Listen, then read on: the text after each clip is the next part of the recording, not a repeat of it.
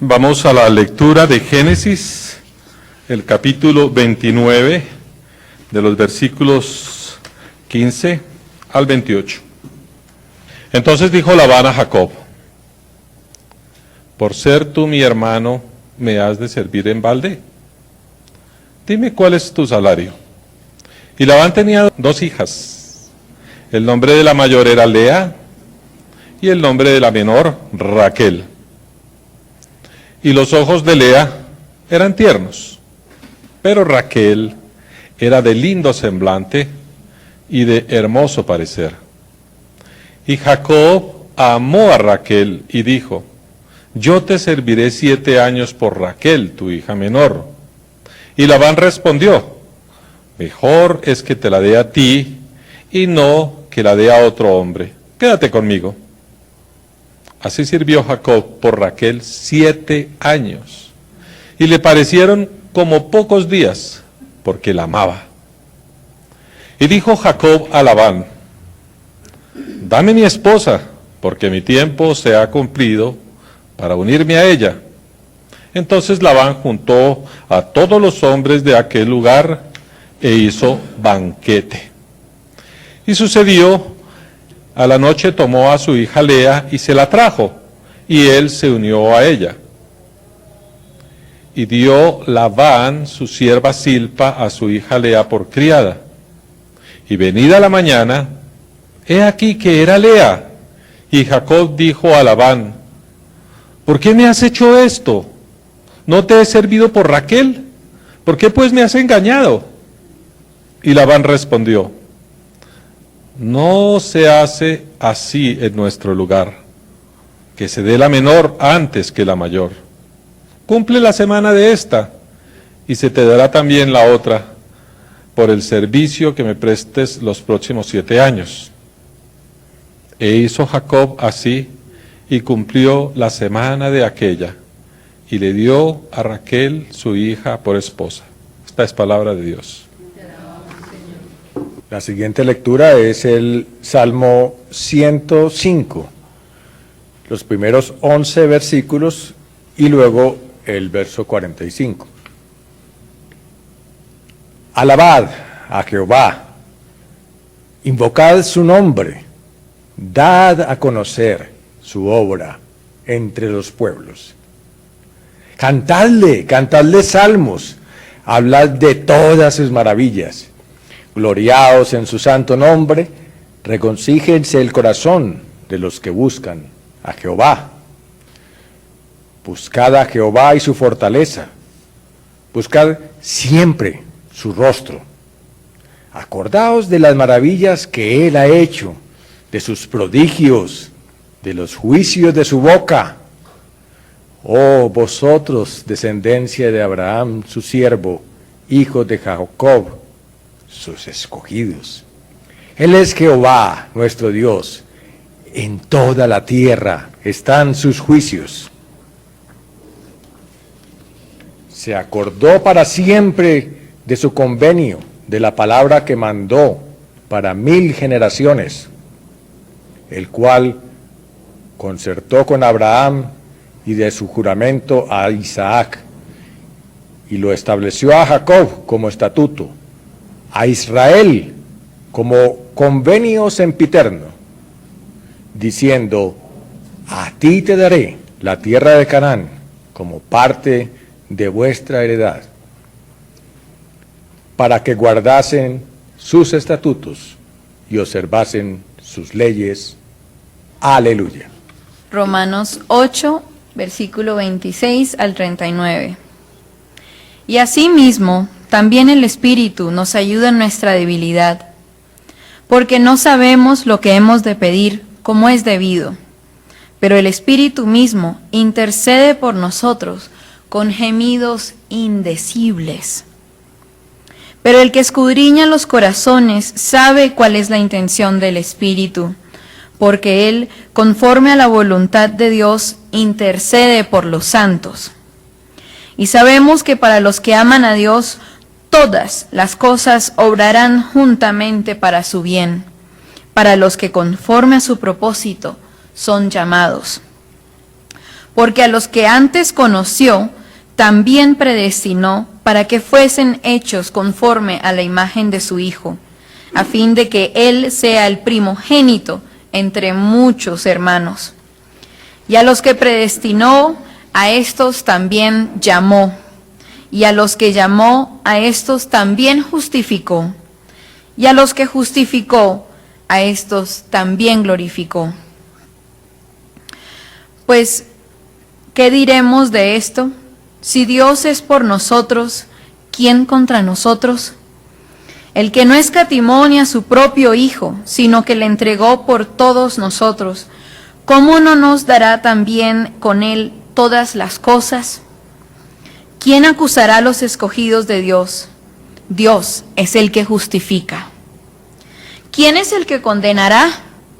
Cristo es el que murió, más aún el que también resucitó, quien además está a la diestra de Dios, el que también intercede por nosotros. ¿Quién nos apartará del amor de Cristo? ¿Tribulación o angustia o persecución o hambre o desnudez o peligro o espada? Como está escrito, por causa de ti somos muertos todo el tiempo. Somos considerados como ovejas de matadero. Antes bien, en todas estas cosas somos más que vencedores por medio de aquel que nos amó.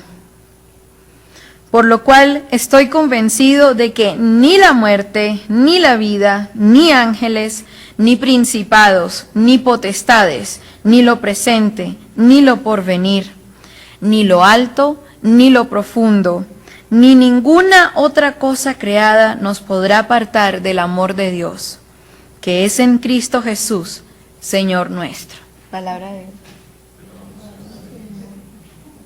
Buenas tardes para todos. Estoy de verdad sintiendo el privilegio de estar aquí otra vez. Ya extrañaba esto, entonces he ahí el privilegio. Y también estoy emocionada.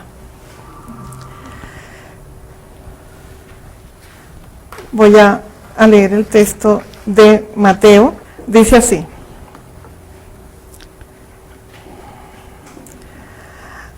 otra parábola les relató diciendo: el reino de los cielos es semejante al grano de mostaza que un hombre sembró en su campo. A la verdad es la más pequeña de todas las semillas, mas cuando ha crecido es la mayor de las hortalizas y se hace árbol. Y vienen las aves del cielo y hacen nidos en sus ramas. Otra parábola les dijo: el reino de los cielos es semejante a la levadura que tomó una mujer y escondió en 3 medidas de harina hasta que todo quedó leudado. También el reino de los cielos es semejante al mercader que busca buenas perlas y que, habiendo hallado una perla de gran precio, fue y vendió todo lo que tenía y la compró. Asimismo, el reino de los cielos es semejante a una red que, echada al mar, recoge toda clase de peces, la cual, una vez llena, la sacan a la orilla y sentados recogen lo bueno en cestas y lo malo echan fuera. Así será el fin del mundo. Saldrán los ángeles y apartarán a los malos de los justos y los echarán al horno de fuego. Allí será el llanto y el crujir de dientes. Les dijo Jesús: ¿habéis entendido estas cosas? Ellos respondieron: sí, Señor. Él les dijo: por eso, todo escriba que llega a ser discípulo en el reino de los cielos es semejante a un padre de familia que saca de su tesoro cosas nuevas y cosas viejas. Esto es palabra de Dios. El privilegio de ser pocos es que podemos hacer cosas que si fuéramos muchísimos más no podríamos hacer. He traído mostaza y he traído levadura. Entonces le voy a dar a cada uno un poquito, ¿ya? Para que tengamos una parte táctil, el tiempo creo que va a alcanzar, física de lo que vamos a hablar. Voy a comenzar por aquí. Un grano de mostaza. Ahí hay dos, solo uno. Sí. Y un poquito de levadura.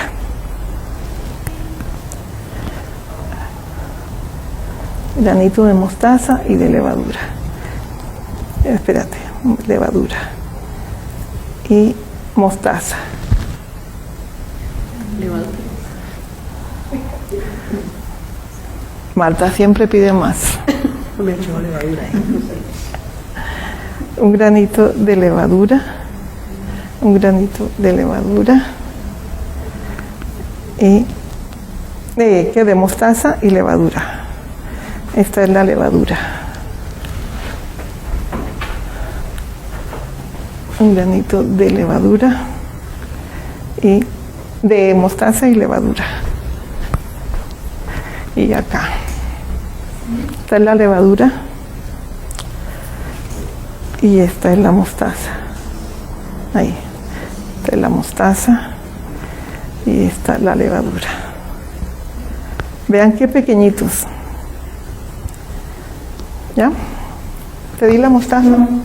Ya. Mostaza y levadura. Como dicen los de las bucetas, no vayan a botar el papelito en el piso. Si no, échenlo al bolsillo y el día menos pensado van a recordar. Pero este es un ejercicio para no olvidar. ¿Ya? Para no olvidar. Y esta es la levadura. Oh, llegó más gente. Ya yo estaba contenta.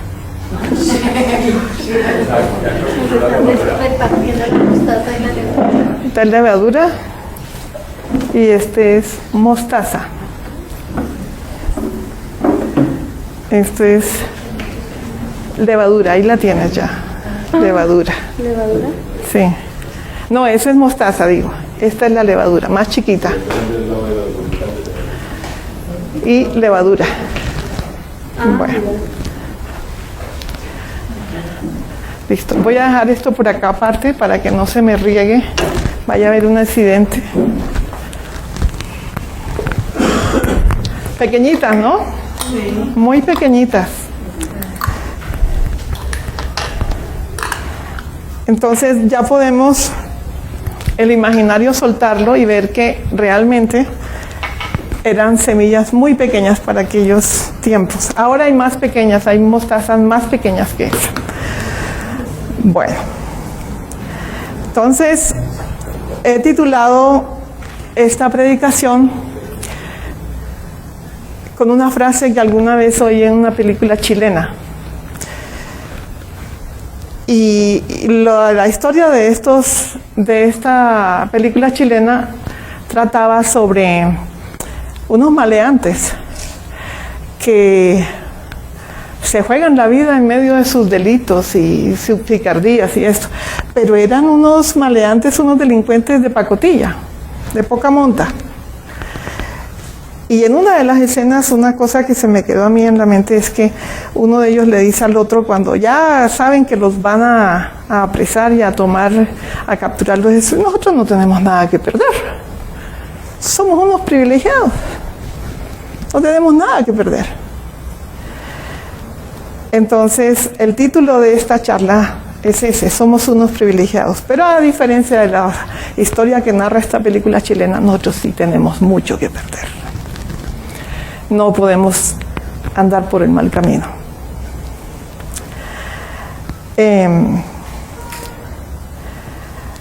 Vamos a hablar del reino de Dios. Ese es el tema imperante. Y vamos a darnos cuenta, en la medida que hablamos del reino de Dios, de ese tesoro que tenemos. Entonces, nos vamos a mover en lo que dice el texto del reino de Dios que Jesús nos da a conocer. Para comenzar, quisiera hablar un poquitín de Mateo. como para un recordieres. Aunque yo sé que todos conocen que esta es una iglesia poquita, pero fuerte en la parte de ser muy responsables con el conocimiento y las lecturas, los devocionales y esto. Entonces yo sé que no ignoran de Mateo, pero quiero hacer de todas maneras, en respeto, una mención al autor. Mateo, quien nos narra estos versículos de las parábolas que acabamos de leer, era un recaudador de impuestos, era el dián de era la dián de aquellos entonces, sentado en el banco de los tributos públicos, pero muy en un muy buen cargo y todo, pero cuando Jesús le llamó, le siguió de inmediato. Era tenido por publicano y pecador, pero Jesús responde por él. Porque le cuestionan la escogencia a Jesús y él lo respalda. Mateo escribió en hebreo, manejaba los oráculos de Jesús en hebreo y en griego, atendiendo muy puntualmente la narrativa judía. Su evangelio lo escribió para los judíos que habían creído en Jesucristo. Muchos rechazaron su mensaje por eso. Después se dirige por eso a los pueblos extranjeros y paganos para compartirles el evangelio. Se constituyó en un apóstol de una gran cultura teológica. Por ello se interesó más en la palabra de Jesús que en la narración detallada de los hechos. A él le interesaba lo que Jesús había dicho. De manera organizada y sistemática hizo sus narraciones. No con una estricta secuencia cronológica, pero sí agrupando las narraciones según los temas. ¿Me explico? Muy bien. ¿Qué temas manejó Mateo? Mateo manejó, su gran postulado era: Jesús es el Mesías. Le reconoció como el Mesías, el Cristo que esperábamos. Y con eso también estaba dejando implícito que Jesucristo era el cumplimiento de las promesas del Antiguo Testamento. Lo otro que Mateo manejó fue que somos ciudadanos de los cielos llamados a la rectitud. No manejaba tonterías, ¿verdad? Bueno, a invertir la vida, siempre nos animó a invertir la vida en los tesoros celestiales, a propósito del reino de los cielos. Y la tercera cuestión que él manejó fue la comisión del creyente. Mateo revela un plan de expansión del reino de los cielos, ser sal y ser luz, divulgando las buenas nuevas en el reino a todo el mundo. Hay dos fechas en controversia para mencionar en qué tiempo se escribió Mateo. En el 70 y 80 después de Cristo, o en los 50, que es más antiguo, a los 60, parece que son las fechas posibles. Escribió su evangelio en Jerusalén, y otros dicen que no, que lo escribió en Antioquía de Siria. Muy bien. Ahora, vamos al contexto de en qué momento está Jesús, qué es lo que está pasando. Ustedes saben que a mí me gusta recrear eso. Entonces, una pequeña contextualización de cómo es que está ocurriendo esta narración de Jesús, de estas parábolas. Jesús está en la región de Galilea, en la ciudad de Capernaum. Hay otros que dicen Cafarnaum. A orillas del mar de Cineret, que se le conoce más como el mar de Galilea, pero en realidad no era un mar, era un gran lago. A sus orillas estaba sentado, pero después la multitud va llegando, mucha gente de pie, y se tuvo él que subir a una barca para continuar sus enseñanzas por medio de parábolas, muchas de ellas. Estas eran unas barcas grandes, no son como las canoas que manejamos en el Caribe colombiano, porque las canoas nuestras son muy básicas, pero estas eran más grandes, cabían 12, 15 personas y tenían donde sentarse y donde llevar algunos aperos propios del oficio de la pesca. Ahora sí estamos más listos para conocer las enseñanzas que Jesús nos dice acerca de su reino. Son 5 parábolas, las vamos a ver rápidamente. Primero tenemos del versículo 31 al 33 2 parábolas de la semilla de mostaza y de la levadura, que les acabo de mostrar en físico. La mostaza, dije que voy a ser breve y no me puedo extender en aras de optimizar el tiempo. La de la mostaza se refiere a que hay una semilla pequeñita, pero después de ser hortaliza, eso yo nunca lo había oído, se convierte en árbol. La hortaliza es bajetona, pero de pronto esto comienza a ser un árbol, a fortalecerse. Y es un árbol grande, dicen que puede llegar a 3-5 metros de altura. Entonces es tremendo. Y por ser grande, se alojan allí las palomas, los pájaros, el jinete podía ir en su camello o en nuestro contexto en su caballo, poner a la vaquita ahí, sentarse a tomar el sol, bajarse el sombrero y echarse un motocito ahí, porque la sombra es grande, ¿ya? Es como las bongas en la costa, y los pájaros también. Entonces, se refiere esto al crecimiento exterior de la iglesia. El árbol es la iglesia. Y allí llegamos a refugiarnos en los brazos de Dios. Allí hay sombra, allí hay amparo, allí hay palabra, hay consuelo, hay gracia, hay ministración, hay oración, hay solidaridad, ¿no? Entonces, ese es el árbol, la iglesia. Bienvenidos al árbol. Ya. Pero también es una gran sombra, da descanso en medio de la fatiga del día y del sol. Entonces, ese es el crecimiento que debe tener la iglesia. Estamos dando sombra, estamos haciendo lo que debemos para extender nuestras ramas, para que nuestras hojas refresquen a otros. La segunda es la de la levadura, que en una proporción bastante generosa una mujer introduce en la harina. Este es el crecimiento interior, el de la persona. Ambos crecimientos son un proceso con mucho tiempo. Ambos crecimientos son paulatinos, demandan una espera, son exigentes, pero ocurren. Entonces no pueden ser separados el uno del otro. Por eso el orden en que Jesús las comenta, las narra.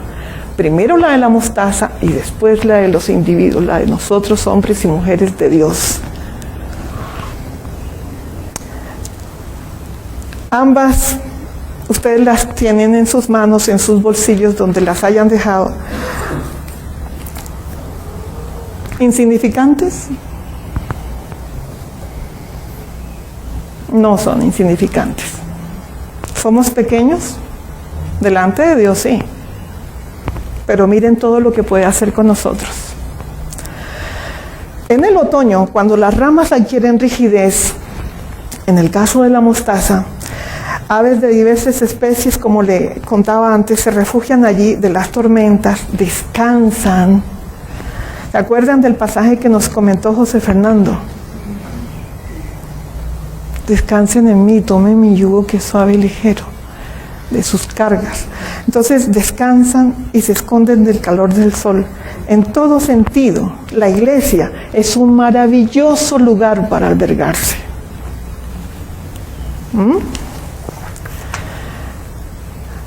En su manifestación externa, el reino de los cielos en la tierra es así. Aparentemente es insignificante en sus comienzos, pero después hay grandes resultados. Se supone que debe haberlos. El grupo de los leales seguidores de Cristo era pequeño, pero no tan débil dada su expansión posterior. Ellos fueron las ramas, esos que le estaban oyendo narrar sobre agricultura, sobre la cizaña, sobre el descanso. Ellos eran ramas, raíces, frutos, hojas, brisa, fresco. Entonces esta parábola es realmente una profecía que se ha cumplido en parte con los apóstoles. ¿Hasta dónde no llegó esto? Otra de las más importantes lecciones de estas parábolas es que el reino de Cristo se implanta desde el exterior. Nosotros no podemos hacerlo desde nosotros. Viene de fuera, viene de lo alto. Este es un reino que se implanta desde el exterior directo en el corazón de nuestro, en el corazón de las personas. O sea, que no hay iniciativa posible desde nuestra humanidad.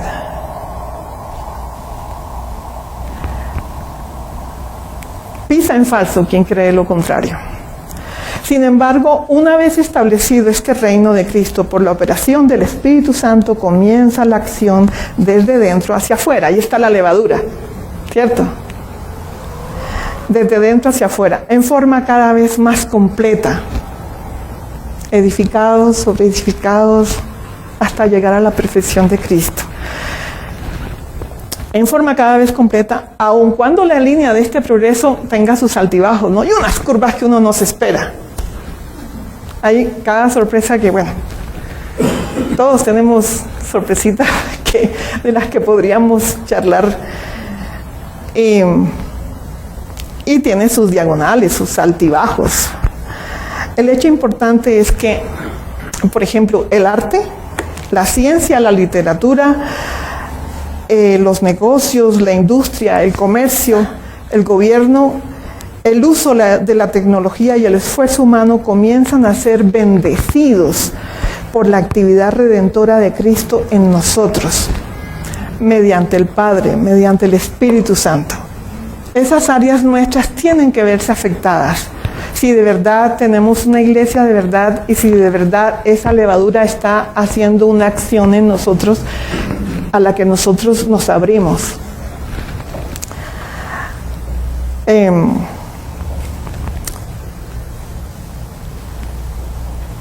Aquí está la palabra central, la parábola de la perla. Vamos a la tercera parábola. Aquí está el corazón de estos textos. Las perlas obtenidas generalmente en el Golfo Pérsico o en el Océano Pacífico tenían un precio fabuloso, muy lejos de poderse comprar por una persona promedio. Solamente los más ricos podían adquirirlas. Leí sobre Laila Paulina, la esposa de Calígula, que se adornaba el cabello con miles de perlas, entonces su cabeza resplandecía. Yo lo encuentro un poquito barroco y hasta de mal gusto, pero era la esposa de Calígula. Ya en este pasaje, el mercader es considerado un experto. Sabía lo que buscaba y estaba inconforme con lo que tenía. Estaba inconforme con los que tenía, con todas las perlas obtenidas hasta el presente. Él buscaba la mejor. Y tiene éxito en su búsqueda. Cuando ve esta perla, su corazón y su mente exclaman: esta es, esta es. ¿No les ha pasado eso cuando van comprando algo? En cambio, cuando uno no compra, yo hasta para eso pido la paz de Dios. Pero si compras lo que no, el vendedor te lo metió por los ojos, te dijo que te quedaba divino, que esto, nunca te lo pones. Lo regalas, nunca lo usas. Mala compra. ¿Cierto? Pero este dijo, esta es. Sin vacilación ninguna. La compra aunque como la parábola anterior, la del sembrador que vende su campo y eso, ¿se acuerdan? Fíjense que son parábolas que van en línea, ¿ya? Entonces vende todo lo que tenía, como el del campo, y obtiene lo que había buscado por mucho tiempo. Entregarlo todo, señores y señoras, hermanos, amigos. Entregarlo todo para recibir su todo de gracia. Lo que no podríamos comprar ni compensar jamás. Por eso centro aquí el corazón de los textos, porque es Dios quien nos compró con su sangre. Si no se da esto, no pasa nada de la iglesia, no pasa nada del crecimiento, no pasa nada de eso. Aquí está, latiendo. Este es el pálpito de la obra redentora de Jesús en nosotros. Entonces, algunos ejemplos de quienes también dieron su todo cuando dijeron, este es el eunuco etíope. ¿Se acuerdan? ¿Qué impide que yo sea bautizado? Y no era cualquier pelusa. Y está en la búsqueda. ¿Quién me puede explicar esto? ¿Cómo sabré si nadie me lo explica? Ahí está la búsqueda. Cornelio, Lidia, el carcelero de Hechos, ¿se acuerdan? Que toda su familia se convierte. Y hay muchos ejemplos, hay varios ejemplos aquí. Sigue la cuarta parábola, la parábola de la red. Gran parecido con la parábola de la cizaña, que nos compartió el pastor Alfonso. Yo estoy haciendo unas lecturas bíblicas, perdón que ponga ese ejemplo personal, pero estoy en unos capítulos donde hay mucho detalle de cómo era el tabernáculo, que tantos metros de lino y que la púrpura y que las manzanas talladas y esto y otra vez esto y otra vez y repite y las medidas, 30 codos de aquí. Dios es específico y detallado y se repite con el afán de que retengamos nosotros. El cansón no es él, el cansón somos nosotros, el hombre que olvida. Entonces, también fíjense que repite las parábolas, pero con otras figuras. Entonces, en la parábola de la red, que es parecida a la de la cizaña, dice que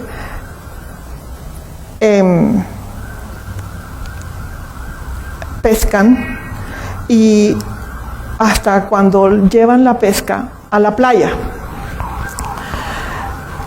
Esta es una pesca de arrastre.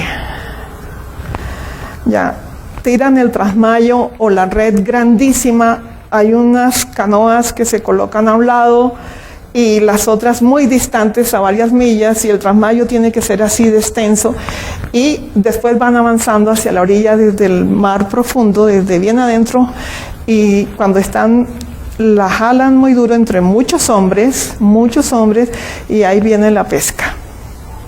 Eso es pesca de arrastre. La del anzuelo es más personal, el hobby, ahí pesqué un bocachito, no sé qué. Y la de la caña es más elegante. La de la caña es... Jamás he visto pescar en Cartagena nada con las cañas. Muy elegantes los señores, con toda la indumentaria. Yo nunca les vi un pescado. Nada. ¿Ya? Entonces, para que imaginemos cómo es la cuestión de la pesca. Entonces, y hay otra pesca masiva, sin control, agresiva, que es la que hacen las multinacionales en nuestros mares. Hay otra pesca artesanal muy mala que es con dinamita y es peligrosa. Hay muchos mutilados en el Caribe por eso. ¿Ya? Muy mala la pesca. Además mata a los pequeñitos y a los grandes y eso. Entonces, pero estos hacían pesca de arrastre, fíjense, hasta en eso eran mejores que nosotros. y pescaban toda clase de peces, dice el texto. Cuando yo estaba pequeña, que salíamos a pescar con mi papá, había un pez que se llamaba barbúo, no barbudo, no digan barbudo, no es barbudo, es barbúo. Es un pez horrible, pancheto así, y la boca ancha y tiene como unos bigotes, es horrible, parece un sapo gris, ¿ya?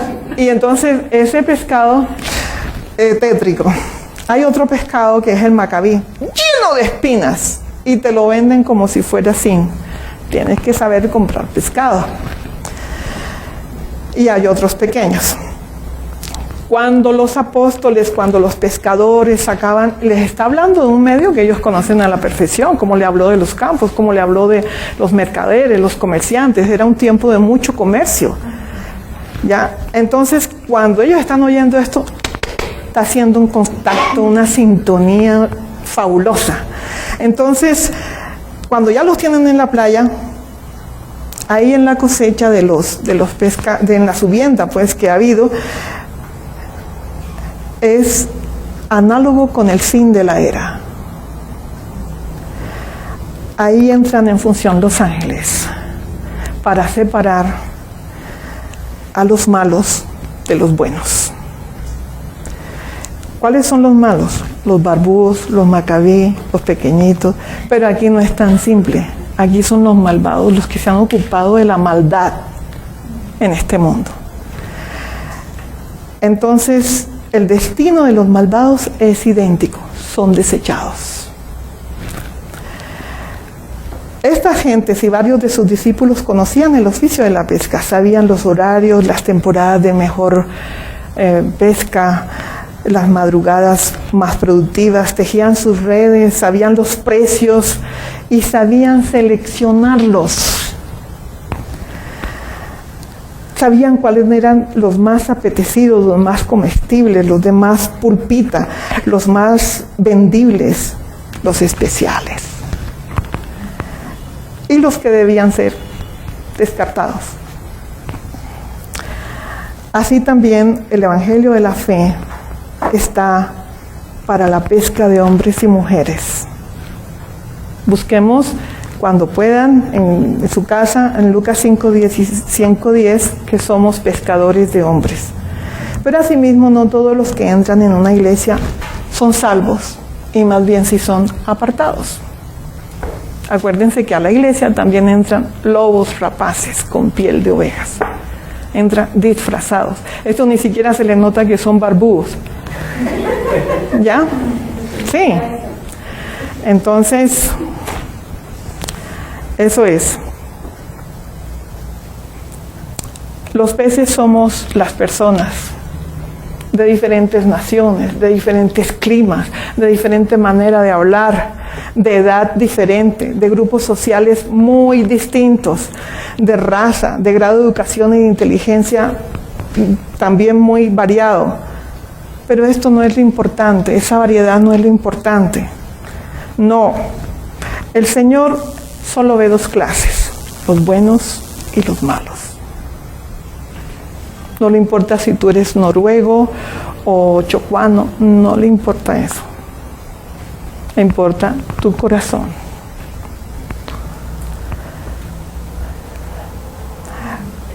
Crujir los dientes, paréntesis.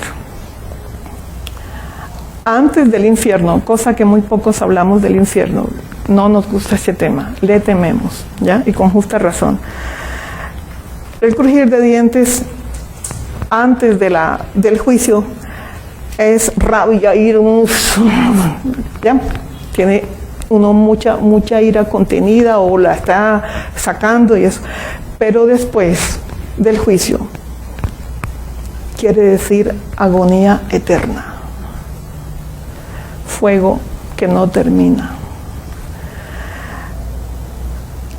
La repetición y el gran pecado de estas dos parábolas es lo importante, puesto que avisa Cuando Jesús repite estas parábolas, diciéndolas de otra manera, pero se trata de lo mismo, está avisando del juicio venidero, para que seamos conscientes de él y obedezcamos para no tener desesperación eterna. Les está diciendo, lo que ustedes han hecho muchas veces, háganlo ya, separen lo bueno de lo malo, amonesten y arrepiéntanse y estén preparados para la tarea que les espera. Y ahí estaban presentes los apóstoles. Jesús les pregunta, ¿han entendido esto?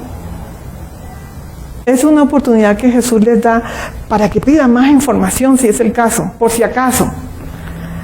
La respuesta de ellos evidencia que su comprensión ha ido creciendo y que es ahora más profunda y que también debe ser comunicada a otros.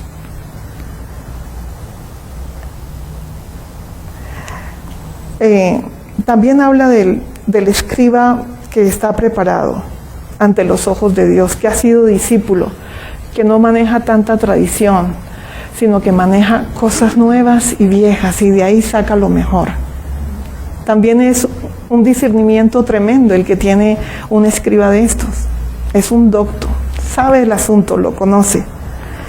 Y comienza por su casa porque dice que es el padre de familia. Y no hace repeticiones inútiles de tradiciones igualmente inútiles, sino que fundamenta sobre lo bueno del Antiguo Testamento y coge las cosas nuevas de lo que Jesús mismo, el mejor, el único gran profeta, dice. Entonces, se ha hablado del reino y del reino y del reino. El reino de los cielos es semejante, el reino de los cielos es el reino de Dios. ¿Ya? Entonces, quisiera leerles lo que encontré de un reino. Un reino es un territorio sujeto a un rey o a una reina. Mundanamente hablando, ¿no? O sea, en el campo secular así se define. Hay varios reinos todavía en nuestras épocas. El Reino Unido de la Gran Bretaña e Irlanda del Norte. Francia tuvo reinos, España también, Italia, Japón, la India. Algunos países en África y Egipto fue un gran reino. El reino de Dios es el reino de los cielos, rey de los siglos. O sea, no caduca. Su soberanía es eterna. No hay político, no es un rey terrenal. Él tiene el derecho de ser soberano de su creación.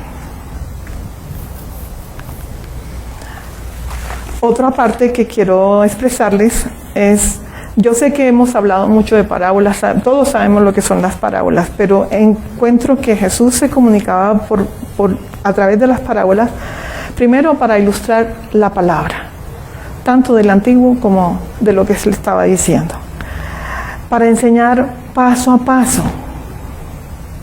Para eso también se comunicaba con parábolas, para acentuar en privado o aparte la lección de su explicación. Acuérdense que aparte les explica a quienes le preguntaban, ¿cierto? Las parábolas son comparaciones entre la historia y sus verdades, para enseñarles a pensar con eventos familiares a ellos, en el lenguaje de la gente, sencillo y reconocible. Jesús enseñaba progresivamente, por eso la repetición también, para reafirmar conocimientos, para reafirmar experiencias. Todos le entendían, porque era sincero. Pero ¿se acuerdan que hay en muchos textos de lo que él dice, el que tiene oídos para oír, que oiga? Y yo siempre me pregunté por qué esta aclaración, que no es tan aclaración, pero encuentro que Jesús decía eso porque él sabía que entre quienes le escuchaban habían unos duros de corazón. Entonces ellos no iban a oír nunca. Nunca. Eso como para que tengamos en cuenta estos aspectos también. Otro pie de página, como decía Natalia, son los tesoros. ¿Qué son los tesoros? Son la acumulación de riquezas de mucha gente, o de unos pocos, o de una sola persona. En Egipto, por ejemplo, ponían guardias especiales. En las monarquías es indispensable tener grandes tesoros. Si no, ¿y cuál monarquía si tú no tienes tesoros? Ya, por eso Hitler trató de saquear todas las obras de arte y robárselas en Holanda, en Francia, porque quería tesoros, quería ser eso, un monarca, un dueño de todo. Y estos tesoros suelen ser tan grandes que despiertan la codicia de los enemigos. Entonces nunca muestre sus tesoros. No, mentira. Dios llama a su pueblo su tesoro. Nosotros somos el tesoro de Dios. Y también dice, esto que nosotros somos su tesoro está en Deuteronomio 28, 12 y en el 33, 19. Donde está nuestro tesoro, allí también estará nuestro corazón. Ya, esa es otra referencia, los tesoros. Y Pablo habla de los tesoros en vasos de barro, que somos la gloria del Evangelio. Ahora hay también unos tesoros ocultos como los de los templarios, ahí comenzaron los banqueros y eso, pero desde los judíos ya existían banqueros, aunque no bancos. Bueno, entonces ya llegando a la parte final, quisiera hacer una conectividad, porque ¿qué tiene esto que ver con el casamiento de Jacob y la mujer y esto? Pactos de amor. Insistir. Renuncia. Le pareció poco porque la amaba. A Jesús le ha parecido poco su vida, o la tuvo en tan alta estima que fue lo mejor que nos ofreció para rescatarnos. Fue un pacto de amor. Fue un cumplimiento de promesas. Como lo dice también en el Salmo. Él que cumple los pactos. En el Salmo 105 habla de eso, de los pactos cumplidos por Dios y de una historia que ha tejido con su pueblo, de unas expectativas colectivas de este pueblo respecto de Dios. Y en Romanos, ¿qué tiene que ver Romanos con estas parábolas, con estos pactos de amor, con este cumplimiento de promesa? Nada es casualidad en nuestra vida. Nunca lo ha sido, ni antes ni ahora, ni lo será nunca. Tenemos el respaldo total de Dios del que nos habla Pablo en este texto tan bello, que es un canto de júbilo del apóstol Pablo. Es una conclusión de todo lo que hemos hablado antes. Son las palabras imprescindibles que sustentan nuestra verdadera esperanza. Es la puesta en práctica del crecimiento exterior e interior. De eso está hablando Pablo, de la mostaza y de la levadura. Entonces es un texto vigente en lo que, dicho por Jesús, cobra vida, existe. Y también es el juicio pertinente y justo de Dios sobre la humanidad. ¿Qué nos puede separar de Dios? La calamidad, la enfermedad, la pobreza, nada. Ya fuimos comprados, somos su perla. Nada va a hacer que Él varíe esa compra. Ya nos adquirió. Entonces el desafío, yo creo que el primer desafío es a hacer lo bueno y a separarnos de lo malo. Hace poco oí un pastor argentino que decía que los cristianos de otras latitudes, tal vez los europeos o los anglosajones, no sé, ven el mal y se separan. Pero nosotros los latinos vemos lo malo y vemos lo bueno y caminamos ahí en la cuerda floja. Eso decía él, ¿no? No, separe lo bueno de lo malo.